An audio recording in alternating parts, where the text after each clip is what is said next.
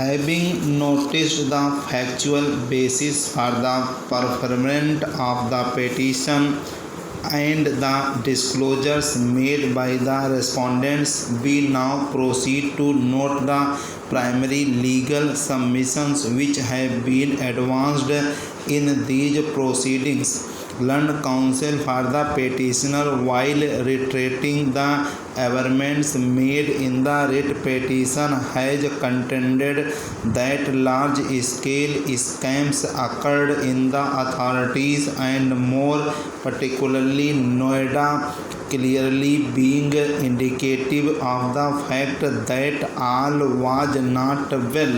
He asserted that the state government, even in the matter of posting of officers, must act in a manner which inspires confidence in the public at large, and that its action must not reflect of favoritism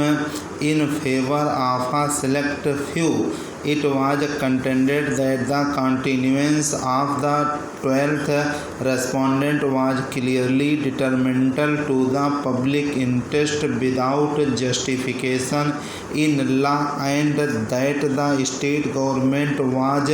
continuing to accord him protection despite various scams and allegations having been labelled against the 12th respondent and Noida. It was therefore submitted that larger public interest clearly warranted removal of the 12th respondent from the post of CEO Noida. The learned counsels for the respondents have, apart from addressing submissions on the merits of the allegations labelled in the petition, in unison taken serious objection to the entertainment of the PIL itself, and have submitted that the instant petition was neither bona fide nor did it espouse any issue of public interest. In this respect, we note that not only the learned Advocate General but also Sri Ravi Kant, learned Senior Counsel, and Sri Ravindra Singh, learned Counsel, who appeared for the 12th respondent, have taken serious objection to this court having entertained the instant PIL itself.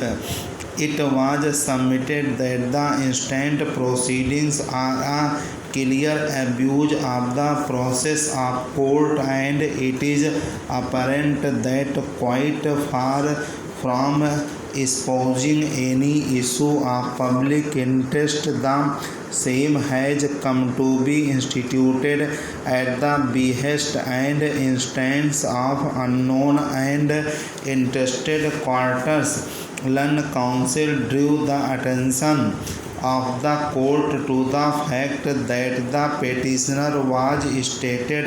to be a society registered and resident at Allahabad, and that in the entire petition there was no material which may have even remotely indicated its activities or area of operations. It was alleged that there was a complete non-disclosure in the writ petition of particulars required under Chapter 12, Rule 3A of the Allahabad High Court Rules 19,000.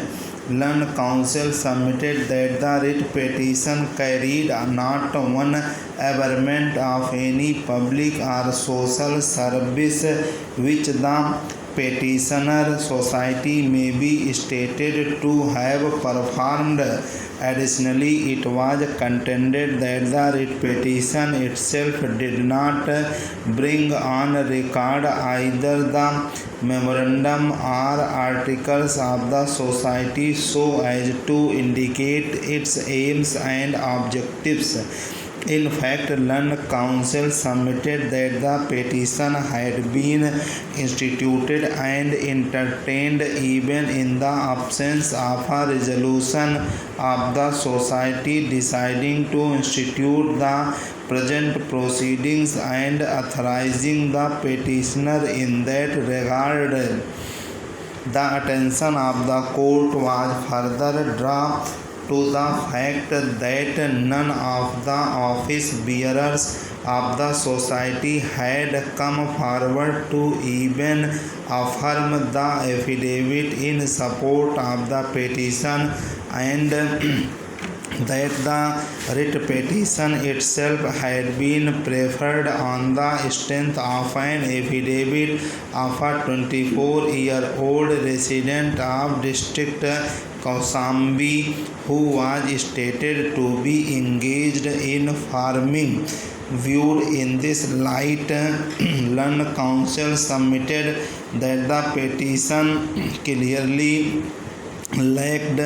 bona fides and should have been dismissed at the threshold itself. It was contended that it is petitions like the present which have soiled the field of public interest litigation and have consequently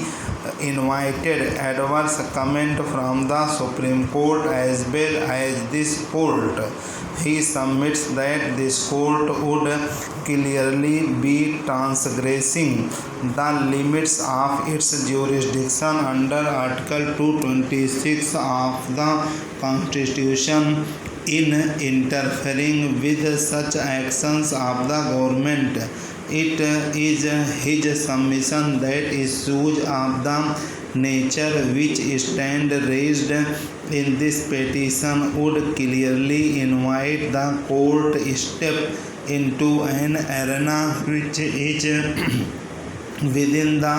exclusive domain and discretion of the state government.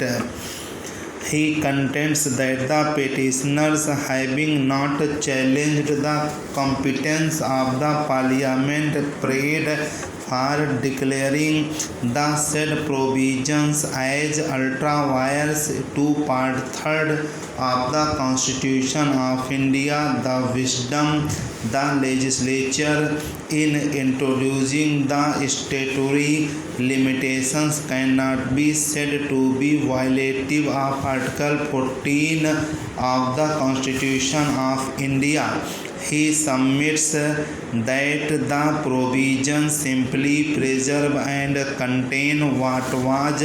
provided under the 1994 Parent Act